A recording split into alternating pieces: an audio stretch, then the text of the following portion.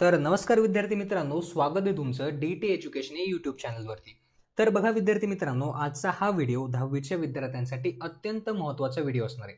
कारण बघा अवघ्या महिन्याभरावरती तुमच्या सामायिक परीक्षा येऊन ठेपलेल्या आहेत, पण अद्यापही बऱ्याचशा विद्यार्थ्यांनी अभ्यासाला सुरुवात केली नाही आणि त्यातच महत्त्वाचं म्हणजे की तुमचा मराठी विषय।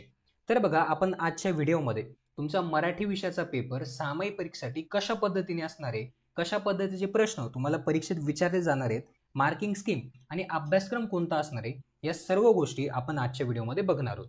त्यामुळे व्हिडिओ काळजीपूर्वक व शेवटपर्यंत नक्की बघा। जर तुम्ही आपल्या ह्या चॅनलवरती नवीन असाल तर चॅनललाही नक्की सबस्क्राईब करा। तर बघा विद्यार्थी मित्रांनो, सगळ्यात प्रथम आपण सामायिक परीक्षेसाठी अभ्यासक्रम कोणता असणार आहे ते आधी आपण समजून घेऊया। तर बघा तुम्हाला सामायिक परीक्षेसाठी पहिले 10 धडे तुम्हाला अभ्यासायचे असणार आहेत, ज्यामध्ये बघा तुम्हाला पहिली ही तुमची कविता दिलेली आहे।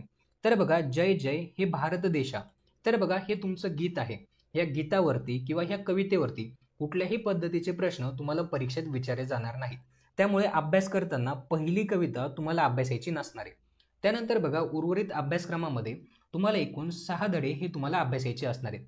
तर बघा ह्या 6 धड्यांमध्ये तुम्हाला पहिला धडा असणार आहे बोलतो मराठी, त्यानंतर दुसरा धडा असणार आहे आजी कुटुंबाचं आगळ, तिसरा धडा असणार आहे वसंत हृदय चित्र, चौथा धडा असणार आहे गवताचे पाते, पाचवा धडा असणार आहे वाट पाहताना आणि 6वा धडा असणार आहे तुम्हाला आप्पांचे पत्र।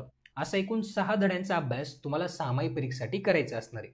त्यानंतर बघा सामायिक परीक्षेच्या अभ्यासक्रमामध्ये तुम्हाला 3 कविता तुम्हाला अभ्यासायच्या आहेत, ज्यामध्ये तुम्हाला पहिली कविता असणार आहे उत्तम लक्षण, दुसरी कविता असणार आहे वस्तू आणि तिसरी कविता असणार आहे आश्वासक चित्र।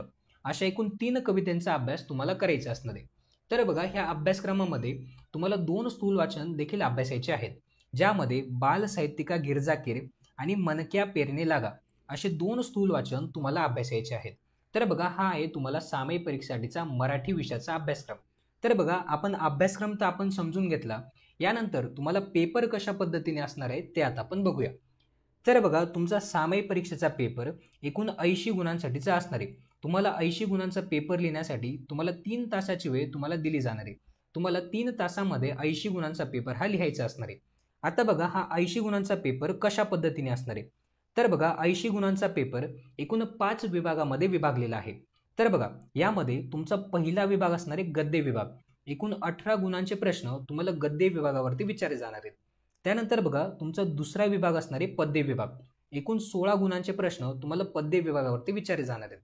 त्यानंतर बघा तुमचा तिसरा विभाग असणार आहे स्थूल वाचनाचा, एकूण 6 गुणांचे प्रश्न तुम्हाला स्थूल वाचनावरती विचारले जाणार आहेत। यानंतर बघा तुमचा चौथा विभाग असणार आहे व्याकरण विभाग, यालाच आपण भाषा अभ्यास विभाग देखील म्हणतो। एकूण 16 गुणांचे प्रश्न तुम्हाला व्याकरणावरती प्रश्नपत्रिकेत पाहायला मिळणार आहेत। त्यानंतर बघा पाचवा विभाग असणार आहे उपयोजित लेखनाचा, एकूण 24 गुणांचे प्रश्न तुम्हाला उपयोजित लेखनावरती विचारले जाणार आहेत। तर बघा अशा पद्धतीने तुमचा मराठी विषयाचा पेपर एकूण 5 विभागामध्ये विभागलेला असणार आहे। एकूण 80 गुणांसाठीचा हा तुमचा पेपर असणार आहे।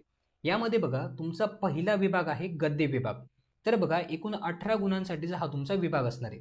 तर बघा ह्या विभागामध्ये तुम्हाला 3 उपप्रश्न हे विचारले जाणार आहेत, ज्यामध्ये तुम्हाला पहिला प्रश्न असणार आहे प्रश्न क्रमांक 1 अ।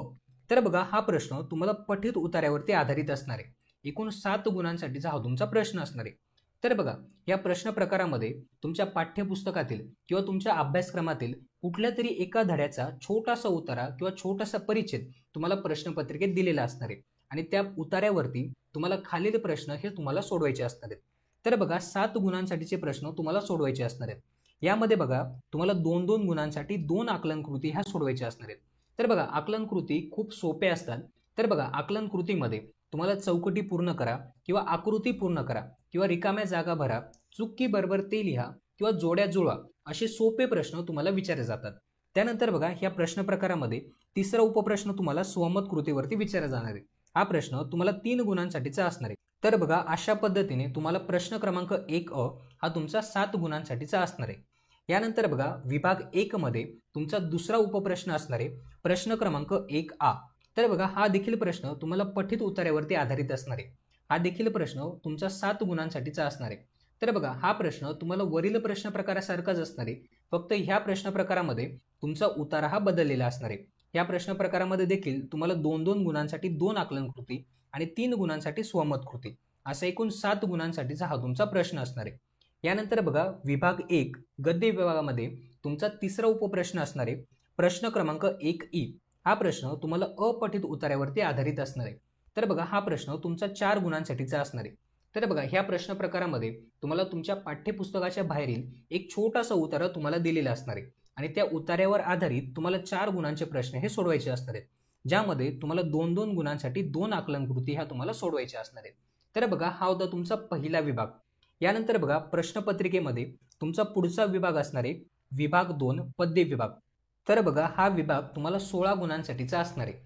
तर बघा ह्या विभागामध्ये देखील तुम्हाला 3 उपप्रश्न हे विचारले जातील, ज्यामध्ये तुमचा पहिला प्रश्न असणार आहे प्रश्न क्रमांक 2 हा प्रश्न तुम्हाला पठित पद्यावरती आधारित असणार आहे। तर बघा 8 गुणांसाठीचा हा तुमचा प्रश्न असणार आहे। तर बघा ह्या प्रश्न प्रकारामध्ये तुम्हाला कविता दिलेली असणार आहे आणि त्या कवितेवर आधारित तुम्हाला खालील प्रश्न हे तुम्हाला सोडवायचे असणार आहेत।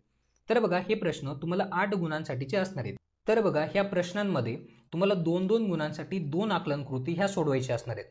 त्यानंतर तिसरा प्रश्न तुम्हाला सरळ अर्थासाठी असणार आहे आणि चौथा प्रश्न तुम्हाला काव्य सौंदर्य लिहा यासाठी असणार आहे।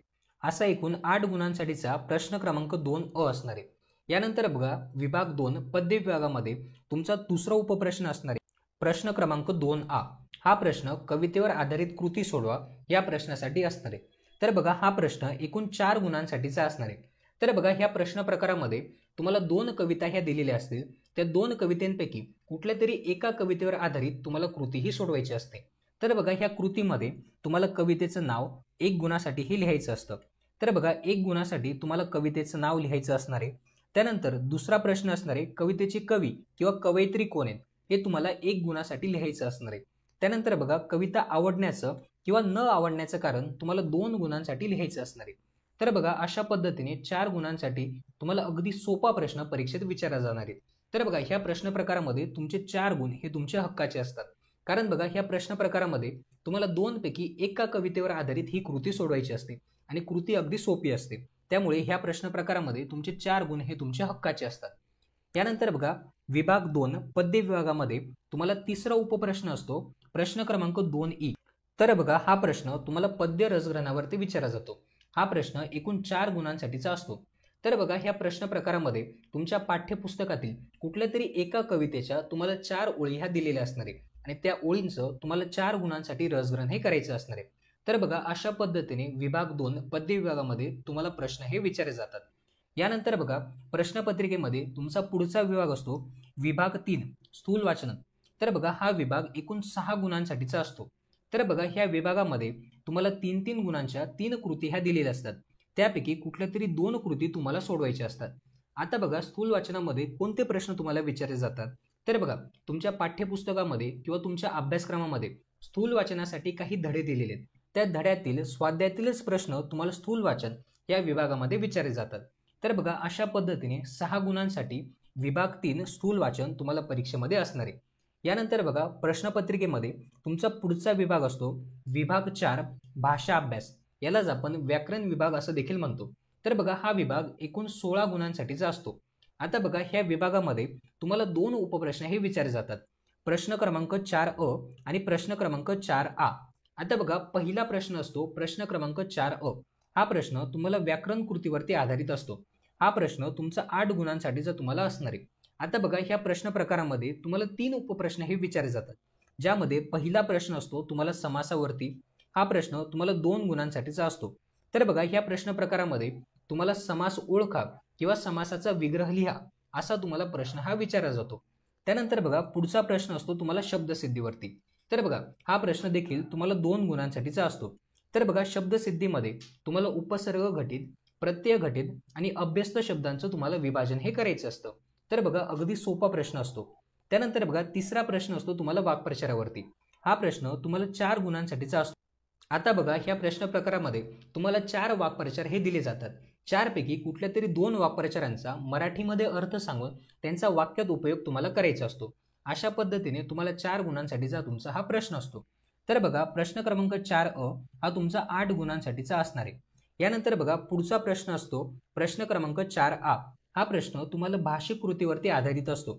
तर बघा हा देखील प्रश्न तुम्हाला 8 गुणांसाठीचा असतो। आता बघा ह्या प्रश्न प्रकारामध्ये तुम्हाला 4 उपप्रश्न हे विचारले जातात। ज्यामध्ये पहिला प्रश्न असतो शब्दसंपत्तीवरती. तर बघा हा प्रश्न तुम्हाला 4 गुणांसाठीचा असतो. आता बघा शब्दसंपत्ती म्हणजे काय? तर बघा शब्दसंपत्तीमध्ये तुम्हाला 4 उपप्रश्न विचारले जातात, ज्यामध्ये पहिला प्रश्न तुम्हाला समानार्थी शब्दासाठी, दुसरा प्रश्न तुम्हाला विरुद्धार्थी शब्दांसाठी, तिसरा प्रश्न तुम्हाला शब्दसमूहाबद्दल एक शब्द किंवा वचन बदला किंवा वचन ओळखा या प्रश्न प्रकारासाठी, आणि चौथा प्रश्न असतो दिलेल्या शब्दातील अक्षरांचा वापर करून नवीन अर्थपूर्ण शब्द तयार करा. असे 4 प्रश्न तुम्हाला 4 गुणांसाठी हे विचारले जातात. प्रत्येकी 1 गुणांसाठी हा तुमचा प्रश्न असतो. त्यानंतर बघा या प्रश्न प्रकारामधला दुसरा प्रश्न असतो लेखन नियमावरती. तर बघा हा प्रश्न तुम्हाला 2 गुणांसाठीचा असतो. तर बघा ह्या प्रश्न प्रकारामध्ये तुम्हाला शुद्ध किंवा अशुद्ध शब्द तुम्हाला ओळखायचा असतो. त्यानंतर बघा ह्या प्रश्न प्रकारातला पुढचा प्रश्न असतो विरामचिन्हांवरती. तर बघा 1 गुणांसाठीचा हा तुमचा प्रश्न असतो. तर बघा ह्या प्रश्न प्रकारामध्ये तुम्हाला 2 विरामचिन्ह दिले जातात, त्यांचं फक्त तुम्हाला नावही लिहायचं असतं. त्यानंतर बघा चौथा प्रश्न असतो तुम्हाला पारिभाषिक शब्दांवरती. तर बघा हा प्रश्न तुम्हाला 1 गुणासाठीचा असतो. या प्रश्न प्रकारामध्ये तुम्हाला इंग्रजीमध्ये काही शब्द दिले जातात, त्याचं तुम्हाला मराठीमध्ये अनुवाद हा करायचा असतो. तर बघा अशा पद्धतीने प्रश्न क्रमांक 4A हा तुमचा 8 गुणांसाठीचा असतो. तर बघा हा होता तुमचा विभाग 4 भाषा अभ्यास विभाग. यानंतर बघा प्रश्नपत्रिकेमध्ये पुढचा विभाग आणि शेवटचा विभाग असतो विभाग 5 उपयोजित लेखनाचा. तर बघा हा विभाग एकूण 24 गुणांसाठीचा असतो. तर बघा ह्या विभागामध्ये देखील तुम्हाला 3 उपप्रश्न हे विचारले जातात, ज्यामध्ये पहिला प्रश्न असतो प्रश्न क्रमांक 5A. या प्रश्न प्रकारामध्ये तुम्हाला 2 पैकी 1 कृती ही सोडवायची असते. तर बघा हा प्रश्न असतो तुम्हाला 6 गुणांसाठी. तर बघा ह्या प्रश्न प्रकारामध्ये पत्रलेखन किंवा सारांश लेखन या दोन्ही कृतींपैकी 1 कृती तुम्हाला 6 गुणांसाठी सोडवायची असते. यानंतर बघा विभाग 5 उपयोजित लेखन या विभागामध्ये तुमचा दुसरा उपप्रश्न असतो प्रश्न क्रमांक 5A. तर बघा ह्या प्रश्न प्रकारामध्ये तुम्हाला 3 पैकी कुठल्या तरी 2 कृती ह्या सोडवायच्या असतात. तर बघा हा प्रश्न तुम्हाला 10 गुणांसाठीचा असतो. या प्रश्न प्रकारामध्ये तुम्हाला जाहिरात लेखन, बातमी लेखन आणि कथा लेखन प्रत्येकी 5-5 गुणांसाठी तुम्हाला दिलेलं असतं. यापैकी कुठले तरी 2 प्रश्न तुम्हाला 10 गुणांसाठी सोडवायचे असतात. यानंतर बघा तुमच्या प्रश्नपत्रिकेतला शेवटचा प्रश्न असतो प्रश्न क्रमांक 5E. तर बघा हा प्रश्न तुम्हाला लेखन कौशल्यावर आधारित असतो. या प्रश्न प्रकारामध्ये 3 पैकी 1 कृती तुम्हाला सोडवायची असते. तर बघा हा प्रश्न तुम्हाला 8 गुणांसाठीचा असतो. ह्या प्रश्न प्रकारामध्ये तुम्हाला प्रसंग लेखन, आत्मकथन आणि वैचारिक लेखन या 3 प्रश्नांपैकी 1 प्रश्न तुम्हाला 8 गुणांसाठीचा सोडवायचा असतो. तर बघा अशा पद्धतीने विभाग 5 उपयोजित लेखनाचा विभाग एकूण 24 गुणांसाठीचा असतो. तर बघा विद्यार्थी मित्रांनो, अशा पद्धतीने तुम्हाला सामायिक परीक्षेचा मराठी विषयाचा पेपर हा असणार आहे. तर बघा विद्यार्थी मित्रांनो, आपण आजच्या व्हिडिओमध्ये सगळ्यात प्रथम तुम्हाला सामायिक परीक्षेसाठीचा अभ्यासक्रम समजून घेतला. त्यानंतर मराठी विषयाचा पेपर कशा पद्धतीने असणार आहे, कशा पद्धतीचे प्रश्न तुम्हाला परीक्षेत विचारले जाणार आहे, कशा पद्धतीने मार्किंग स्कीम असणार आहे, या सगळ्या गोष्टी आपण आजच्या व्हिडिओमध्ये बघितल्या. जर तुम्हाला आजचा हा व्हिडिओ आवडला असेल तर व्हिडिओला नक्की लाईक करा. जर तुम्ही आपल्या ह्या चॅनलवरती नवीन असाल तर चॅनललाही नक्की सबस्क्राईब करा.